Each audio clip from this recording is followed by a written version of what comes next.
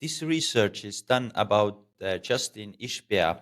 Justin Ishbia is a founder of Shore Capital Partners. It's a private equity firm in United States which manages more than 7 billion US dollars. So far, they've done 586 transactions, and their sweet spot is companies with the EBITDA between 1 to 10 million. The average deal value so far has been 12 million. And why Justin Ishbia is someone we should all learn from in the first place. Again, they've done 59 platform investments. They've exited 14 companies. He also brought out that keeping this type of track record and growth forever is very, very hard because their average gross cash on cash return has been 7 times, and the IRR has been 72%. Again, Justin said this is something they are not able to do forever, but so far they've been able to do that. They've never had a deal lower than 3 times gross cash on cash. Their median is 5.5 times gross cash on cash. Again, very hard to do when they grow larger and larger, but so far they've been able to do that. And when it comes to mentors, Justin have said many times that Constellation Software, ran by Leonard. Mark Leonard is a friend and a mentor. And Justin said that I'm not smart. I know who to copy. And did I copy? They did all in software. We've done it in operating businesses. And again, the sweet spot, they're pretty much a microcap buyout fund which invests in businesses with 1 million to 10 million EBITDA. And they're mainly focused on healthcare industry. Biggest lessons Justin learned from his dad. Number one, don't do things you don't understand. You do what you understand, and you can execute on it very well. His father was in the insurance business, and insurance as well. There are many areas which you can focus on. And Justin said many, many times that his father knew exactly what he was good at, and he was focusing on that. He started from pretty much one town, but then the crisis came. And as Justin's father has his extreme knowledge about one vertical of the business, he was able to expand nationwide thanks to his knowledge, thanks to his experience, and thanks to understanding one specific product extremely well. When it comes to balancing work and personal life, Justin is very, I would say, biased towards health. He said that out of your health, you don't have anything. And he lets doctors testing his body pretty much all the time. Primary care doctor, all sorts of regular physical checks on his body. And he said also there is luck and there is genetics. I'm very proactive on hard stuff as my grandfather died of a heart attack aged 56. I'm very aware of heart issues. His job, his most important job, Justin said, my job is to be here for my kids until they're 30, 40, 50, 60, and beyond. He's been talking a lot about the business and entrepreneurship and private equity and how to run this business, how to do deals. We will get into this very soon. But what I found very interesting on him was how many times he actually said the importance of health, because with no health, you don't have anything. So the early days of Shore Capital Partners, Justin was 31 and his 3 partners were 28, 27, and 29, and only one of them was married back then. And he said that the work ethic when they first got started was something pretty much unreal, because they pretty often, most all days, stayed in the office till 7, 8, 9, or even 10 p.m., and it was totally normal.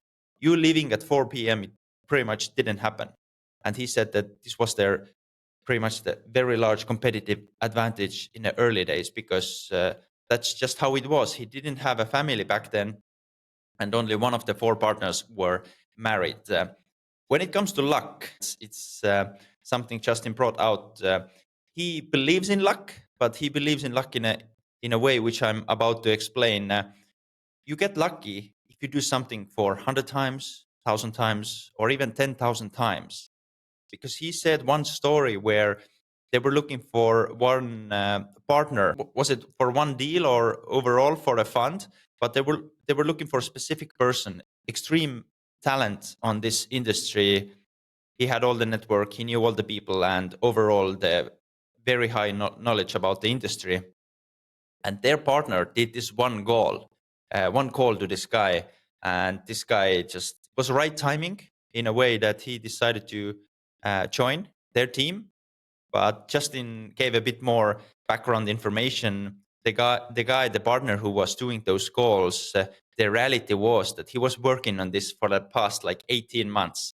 He was getting to know the people around him. He was getting to know the industry himself, and he was doing hundreds of calls, tens of different meetings, showing up to different events, building these relationships, and then this one call which he did, he so-called got extremely lucky that this was the right timing for this guy, because he was just, I think, left from the previous firm.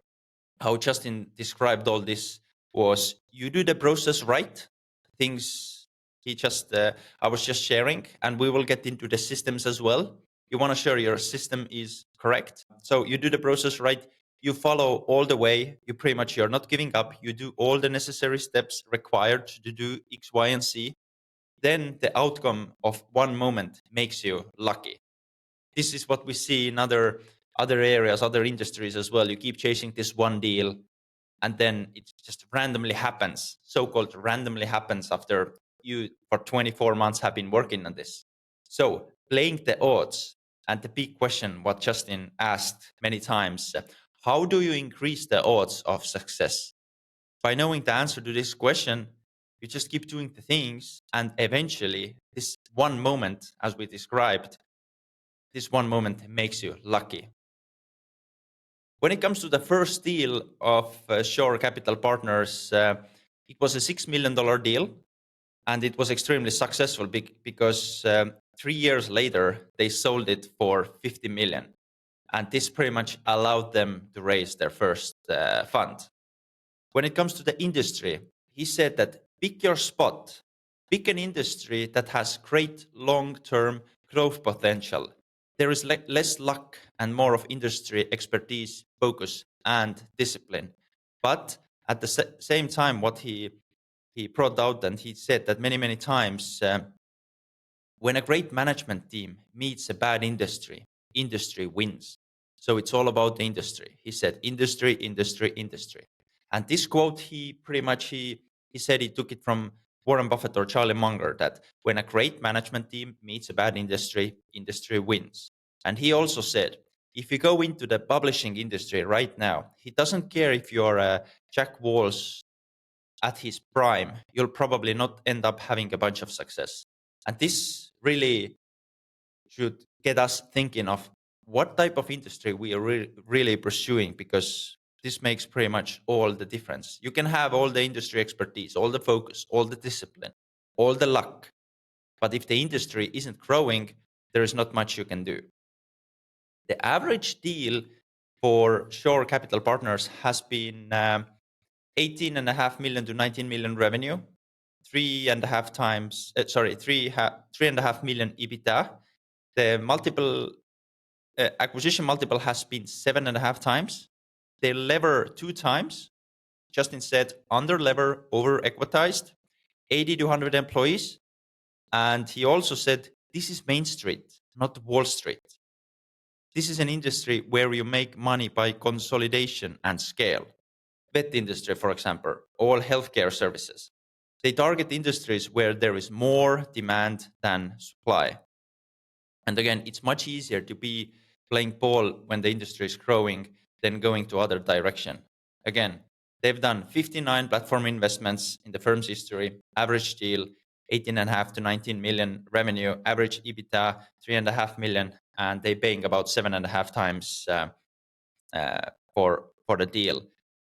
Margin of safety. Here he compared typical private equity with their fund, and that's how they are different. And this is something I haven't seen before. If they get the first deal wrong on this thesis, it isn't a death blow. Most times in private equities, broadly speaking, someone commits, let's say, $100 to a thesis. They're investing between $60 to $80 of that investment for the platform, and reserving $20 to $40 for add-ons. So 60 to 80 to the main platform business, and then reserving $20 to $40 for add-ons. But they're pretty much the exact opposite.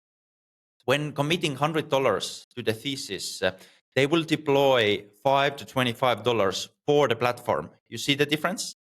And that what it does, it creates opportunity to underlever, and you gotta make sure the management team is right.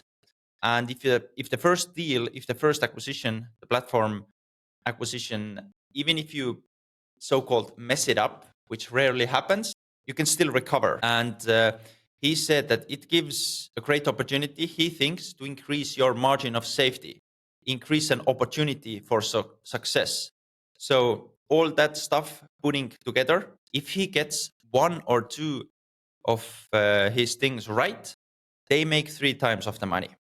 If he gets 4 or 5 things right, they make 5, 6, 7 times of their money.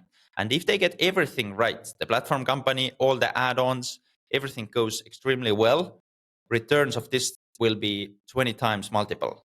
And he said that this is the way. There are multiple ways of how you can win, and that's why he really likes investing where there are lots of ways to win, and he just have to wipe out 1 or 2 factors in order to succeed. Whenever you do investments, you tend to make mistakes. You gotta make mistakes, but no mistakes that kill you. He added here a story. Every day when you're going home and you pretty much haven't failed, it's not good, because that means you're pretty much not playing the highest level. Because when you're playing the highest level, we tend to make mistakes, all of us, even the smartest guys, as you can see, guys who are with some deals making 20 times return, 20 times of their money, they still make mistakes.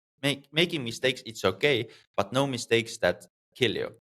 They haven't had an outcome below 3 times their money ever before, but Justin knows very well that this day will come. So what about the desired investment opportunities? Where can the small player win? Remember, their average deal, $12 million. Where can the small player win? They're not good at multi-continental. They target those small cities pretty much. And they target industries where being inherently local is a true competitive advantage. Being on a smaller side where the local player wins, and get to places before the larger ones are getting there. And their strategy is pretty much buying the platform company, then doing the add-on acquisitions. They're pretty much consolidating the market. And from there, they're selling the business to a larger funds, larger institution. What about the homework they do before acquiring, for example, healthcare practices? One very simple question, which gives them an excellent overview of this local specific market.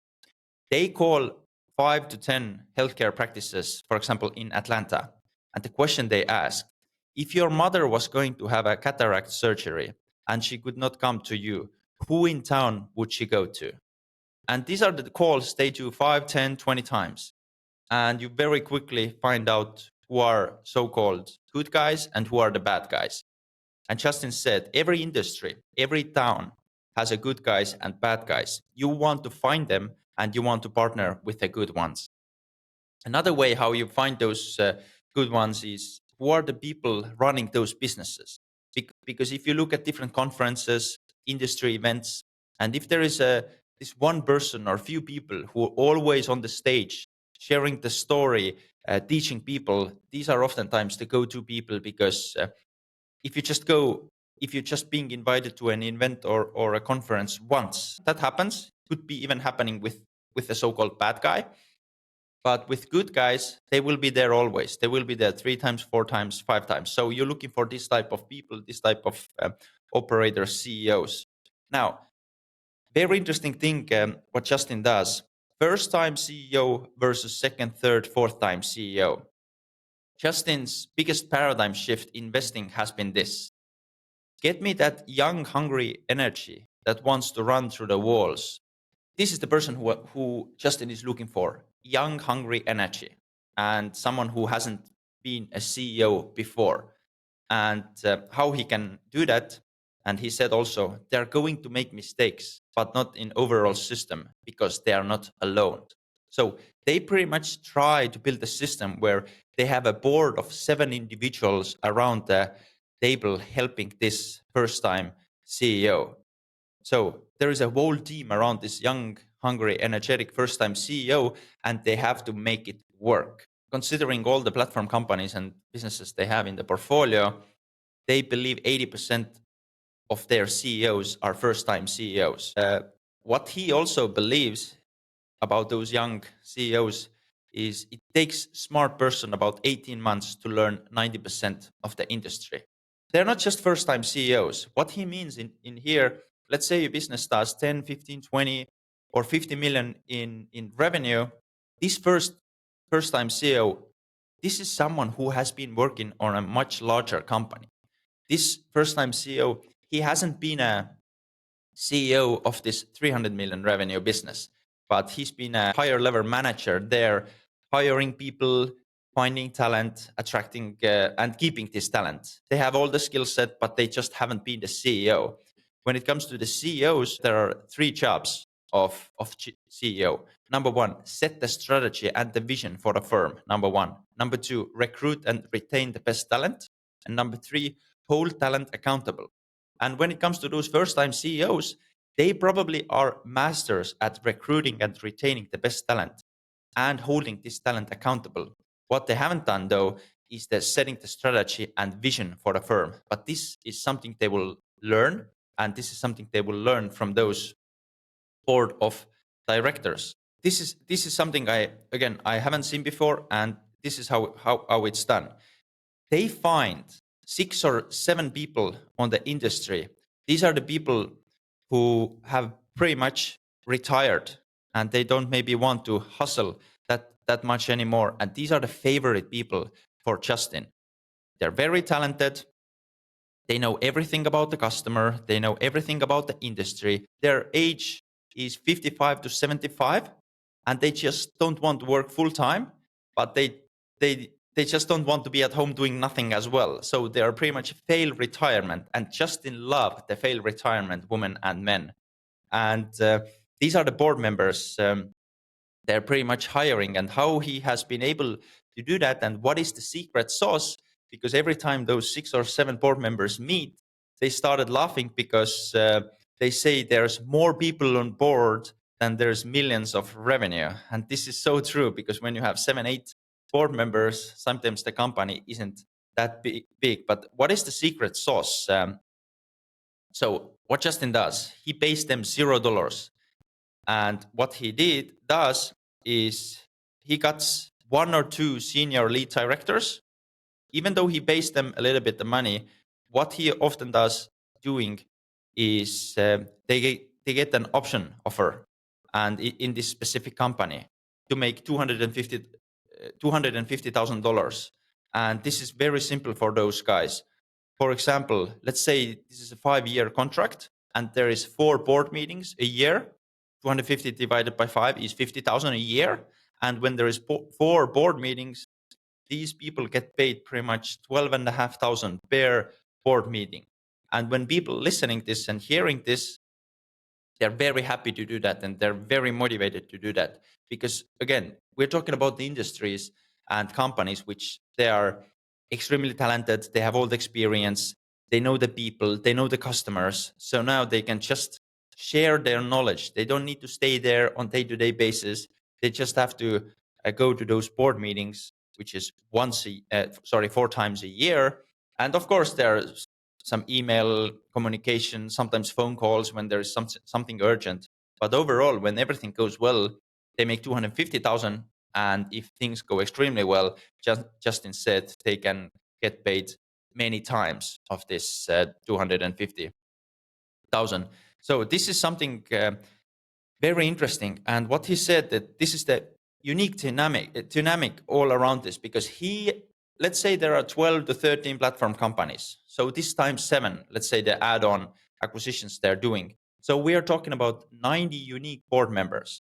But what Justin does, he said that you have 24 hours a day, you can't do all that. So what he does, he pretty much, the main guy, the main board member, he's the guy. He's the guy, and it's his job to pretty much lead the thesis. It's his job to find the right group of people, the other 5, 6, 7 board members.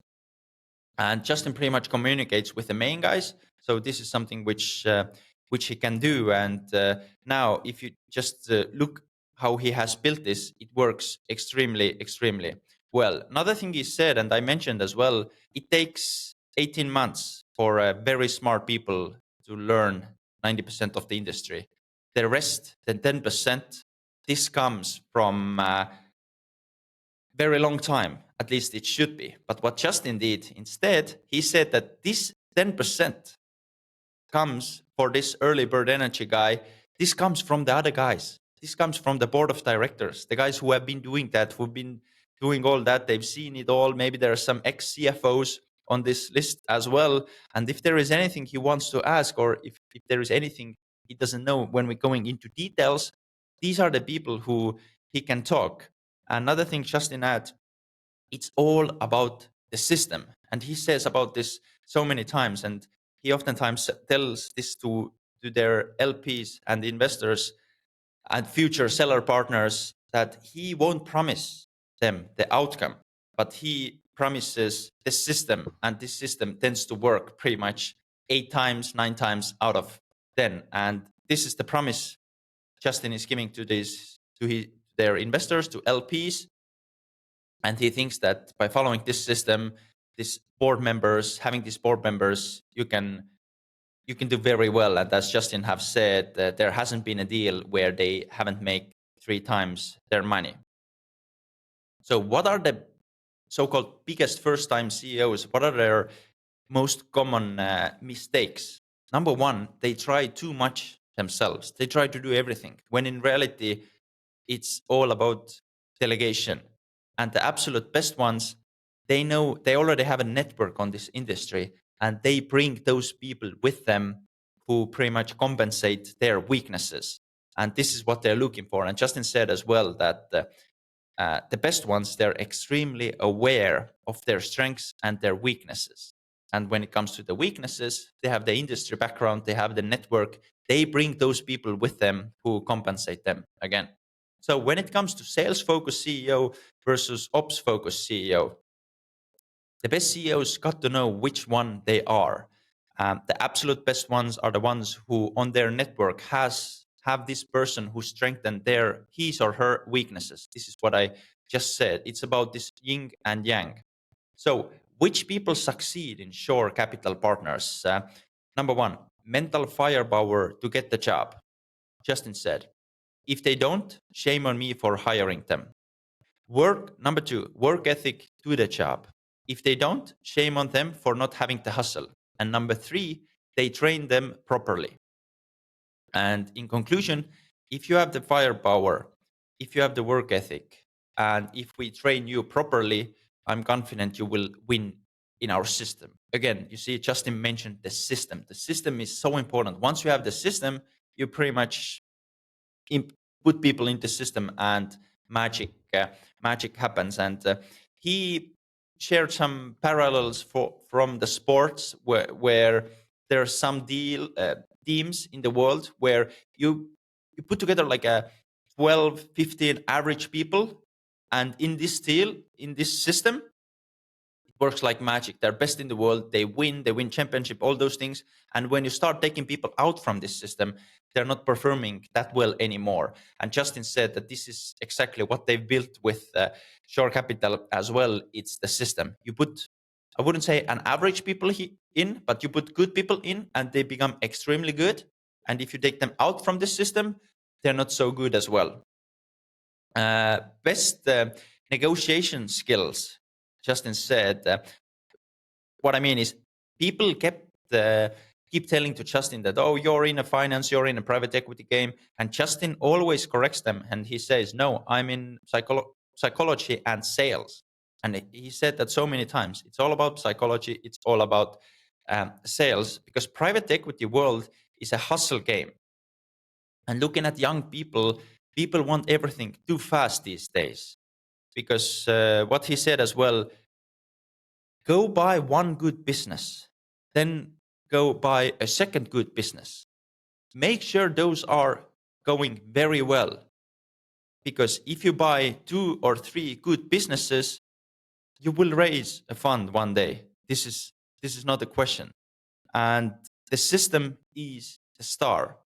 You put more stars in our system, the lighter the system works.